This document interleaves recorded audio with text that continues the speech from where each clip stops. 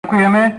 Teraz vystúpi predseda Socialistického zväzu mladých Miroslav Pomajdík.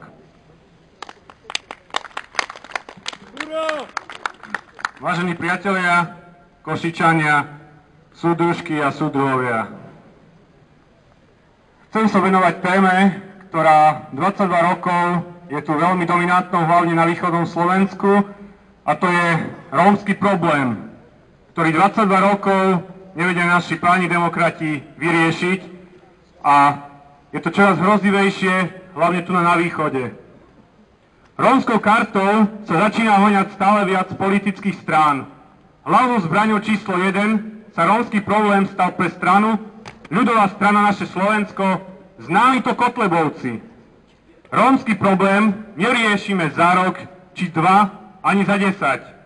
Hlavné, čo môžeme spraviť, je to, že spustíme komplexný program, ktorého výsledky zhodnotia až budúce generácie. Žiadne rýchle riešenia neexistujú. Jeden predsa len. Vyhladenie Rómov, ako sa to snažili naši ľudáci počas vojnového slovenského štátu. Všetci humanisticky založení ľudia však o tejto myšlienke nemôžu ani rozmýšľať.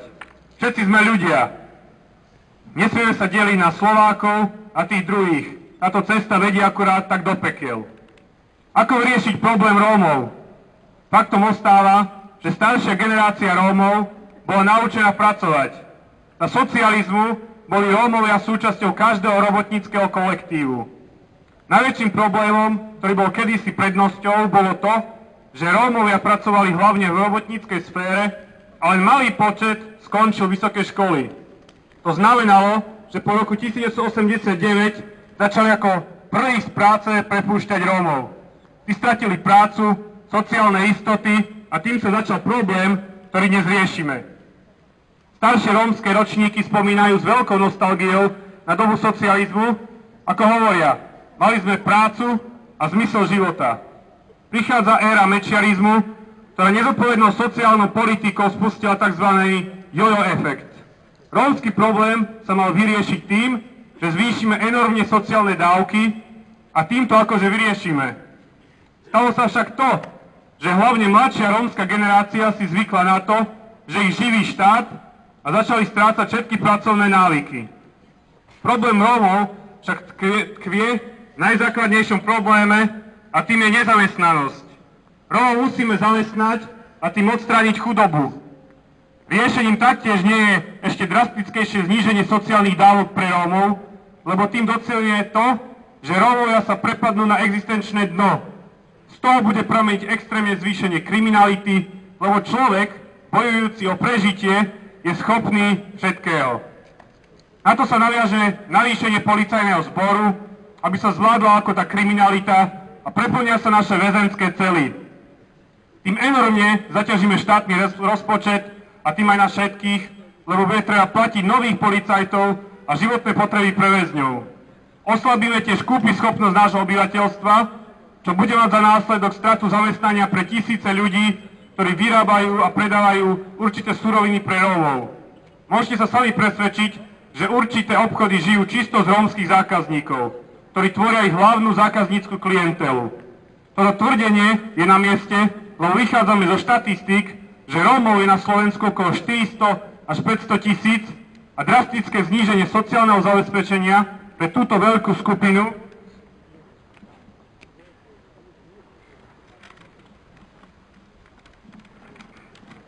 našich občanov by sa prejavili v obrovských ekonomických problémoch v regiónoch s vysokým podielom Rómov. Na odstránenie rómskeho problému sú potrebné 3 body.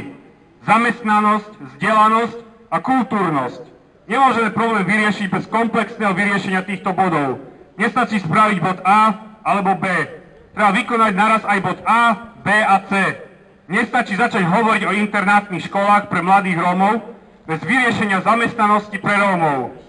Takisto nemôžeme riešiť zamestnanosť Rómov bez vyriešenia kultúrnosti, čo znamená aj spustenie projektov zameraných na hygienické a pracovné návyky. Toto všetko musíme začať robiť. Všetko však zlyháva na jednom a tým je zamestnanosť. Bez budúcej práce neexistuje ani budúcnosť pre Rómov. Treba začať vytvárať sociálne podniky, ktoré by začali zamestnávať Rómov.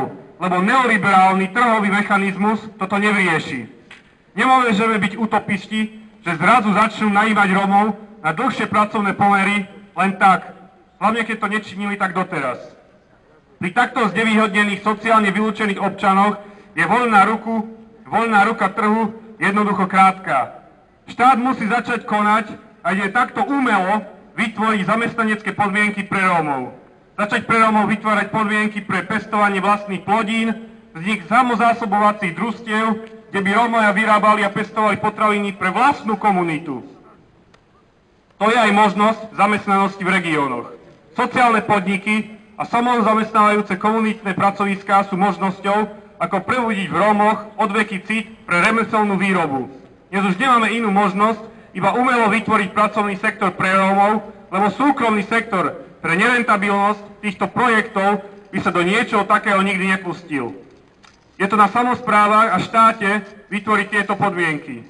Na záver sa vás chcem spýtať jedno. Myslíte si, že odstránením Rómov by sa vyriešili naše problémy? Určite len z malej časti, lebo podstata problému tkvie v systéme, ktorý tu panuje, a tým je kapitalizmus. A sociálne dávky, ktoré platíme z našich daní pre tých najchudobnejších, ide ročne niekoľko miliónov eur. No zisk, ktorý si odnášajú zo Slovenska bankárske giganty typu JNT, Penta, Sova Group či medzinárodné korporácie, počítame na stovky miliárd. Toto si musíme uvedomiť, lebo toto je hlavný problém, prečo je naše obyvateľstvo chudobné. Mám množstvo priateľov, ktorí patria k rómskemu etniku. Sú to ľudia, ktorí sa ničím nelíšia od nás. Žijú normálny, plodný život a vytvárajú hodnoty pre celú spoločnosť. Som hrdý na to, že ich mám. Žiadna farba pokožky tu nehrá rolu. Tým, čo tvrdia, že Rómovia majú inú mentalitu a nedajú sa skultúrniť, že sú iní ako my, poviem len jedno. Príďte ku mne a ja zoznámim s Rómami, ktorí robia dobré meno celej svojej komunite. Ďakujem, Košice.